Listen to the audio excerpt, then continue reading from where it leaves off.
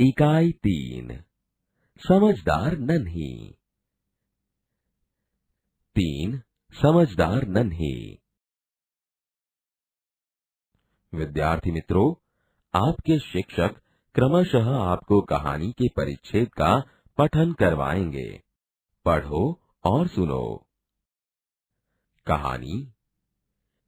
एक बड़ा सा तालाब, जहाँ एक नन्ही बतख अपनी माँ के साथ रहती थी।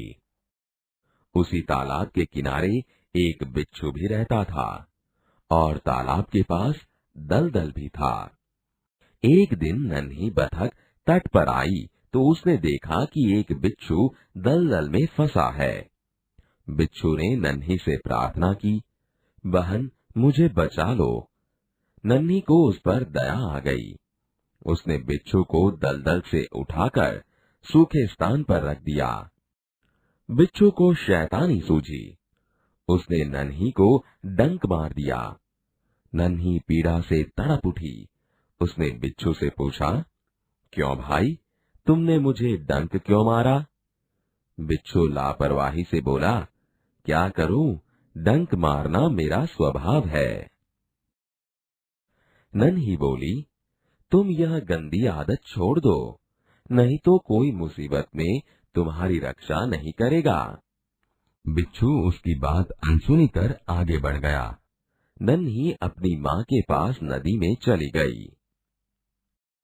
माँ ने पूछा, नन्ही बेटी तुम कहाँ रह गई थी?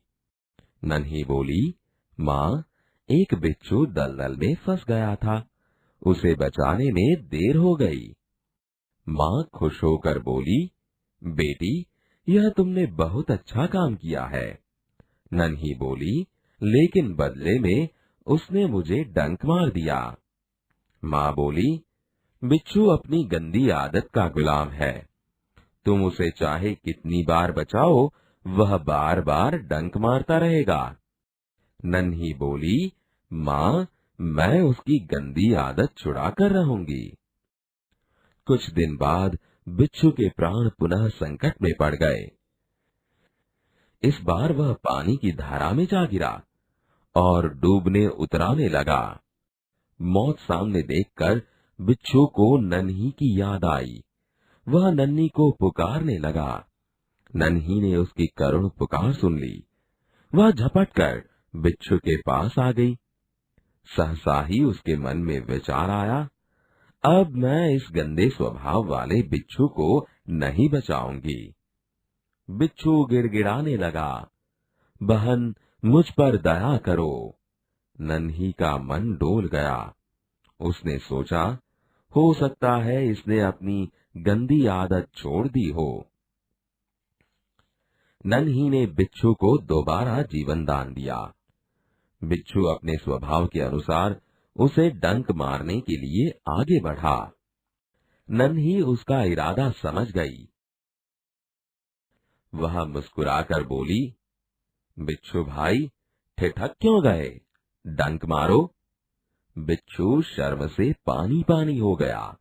वह खिसियाकर बोला, बहन एक बात बताओ, मैंने सदा तुम्हारे साथ विश्वासघात किया, फिर भी तुमने मेरे साथ भलाई ही की, ऐसा क्यों?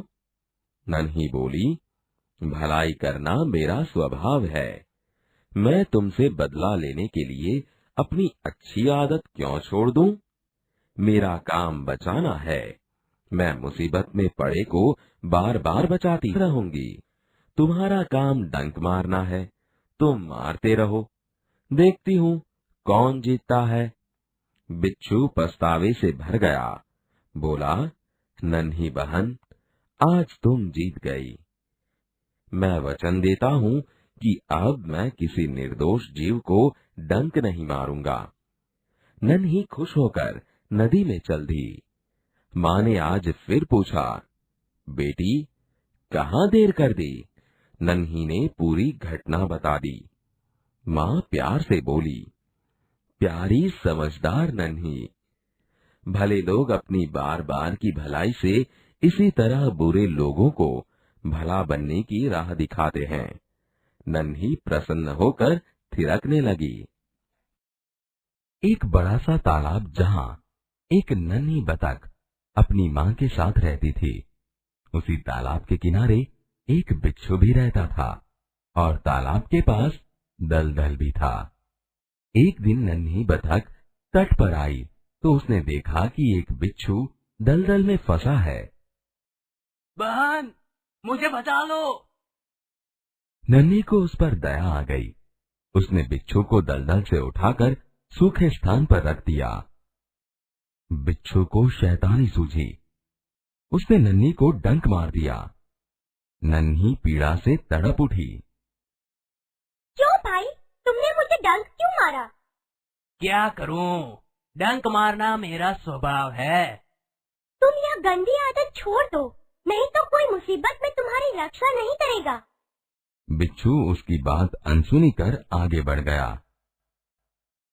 नन्ही अपनी माँ के पास नदी में चली गई। नन्ही बेटी, तुम कहाँ रह गई थी? माँ, एक बिच्छू दलदल में फंस गया था, उसे बचाने में देर हो गई। बेटी, यह तुमने बहुत अच्छा काम किया है। लेकिन बदले में उसने मुझे डंक मार दिया। बिच्छू अपनी गंदी आदत का गुलाम है। तुम उसे चाहे कितनी बार बचाओ, वह बार बार डंक मारता रहेगा। माँ, मैं उसकी गंदी आदत छुड़ाकर रहूंगी। कुछ दिन बाद बिच्छू के प्राण पुनः संकट में पड़ गए। इस बार वह पानी की धारा में जा गिरा और डूबने उतराने लगा। मौत सामने देखकर बिच्छू को नन्ही की याद आई। वह नन्ही को पुकारने लगा। नानी, नानी, नानी। नन्ही ने उसकी करुण पुकार सुन ली। वह झपटकर बिच्छू के पास आ गई। अब मैं इस गंदे स्वभाव वाले बिच्छू को नहीं बचाऊंगी। बहन, मुझ पर दया करो। नन्ही का मन डोल गया। हो सकता है इसने अपनी गंदी आदत छोड़ दी हो। नन्ही ने बिच्छू को दोबारा जीवन दान दिया। बिच्छू ने अपने स्वभाव के अनुसार उसे डंक मारने के लिए आगे बढ़ा। नन्ही उसका इरादा समझ गई। बिच्छू भाई, ठिठक क्यों गए? डंक मारो। बिच्छू शर्म से पानी पानी हो गया। बहन, एक बात बताओ, मैंने सदा तुम्हारे साथ विश्वासघात किया, फिर भी तुमने मेरे साथ भलाई ही की, ऐसा क्यों? भलाई करना मेरा स्वभाव है। मैं तुमसे बदला लेने के लिए अपनी अच्छी आदत क्यों छोड़ दूं? मेरा काम बचाना है। मैं मुसीबत में पड़े को बार बार बचाती रहूंगी। तुम्हारा काम डंक मारना है, तुम मारते रहो। देखती हूँ कौन जीतता है। नन्ही बहन, आज तुम जीत गई। मैं वचन देता हूँ, अब मैं किसी निर्दोष जीव को डंक नहीं मारूंगा। नन्ही खुश होकर नदी में चल दी। बेटी, कहाँ देर कर दी? नन्ही ने पूरी घटना बता दी। प्यारी समझदार नन्ही, भले लोग अपनी बार बार की भलाई से इसी तरह बुरे लोगों को भला बनने की राह दिखाते हैं। नन्ही प्रसन्न होकर थिरकने लगी। बोध, इस कहानी से हमें ये सीख मिलती है कि अच्छे लोग अपनी बार बार की भलाई से इसी तरह बुरे लोगों को भला बनाने की राह दिखाते रहते हैं। शंकर सुल्तानपुरी। विद्यार्थी मित्रों, आपने नन्ही की कहानी तो सुनी। चलो एक ऐसी ही अन्य कहानी के कुछ चित्र यहाँ पर है। अपने शिक्षक की मदद से चित्रों पर चर्चा करते हुए कहानी बनाइए। चित्र देखकर कहानी का निर्माण कीजिए।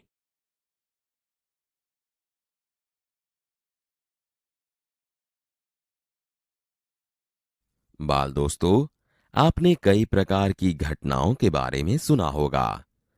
आप यहाँ पर जो घटना देख रहे हैं, उसके बारे में नीचे दिए गए प्रश्नों की मदद से सोचकर घटना का वर्णन कीजिए।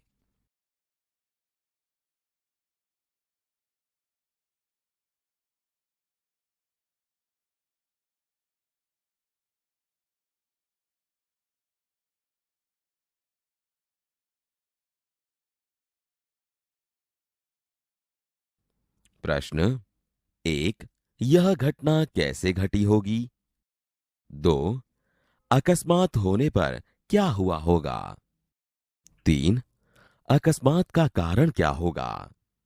4, अकस्मात के समय हमें कौन सी सावधानी रखनी चाहिए? 5, आपने ऐसी घटना कब और कहां देखी थी? विद्यार्थी मित्रों, आपने संज्ञा की जानकारी तो प्राप्त की है।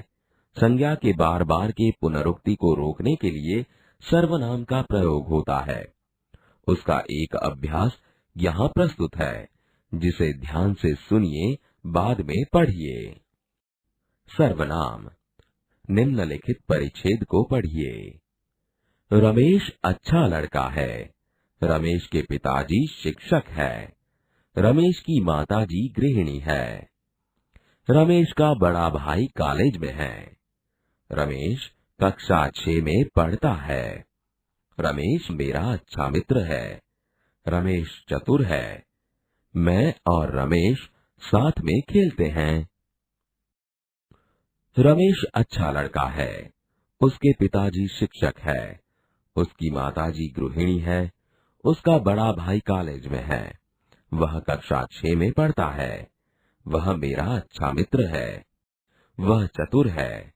हम साथ में खेलते हैं। निम्नलिखित वाक्य पढ़िए। 1, मैं डॉक्टर बनना चाहता हूँ। 2, तुम तो शिक्षक हो ना। 3, आप व्यापारी कैसे बन गए? 4, वह काम मुझसे नहीं होगा। 5, तुम्हें क्या पसंद है?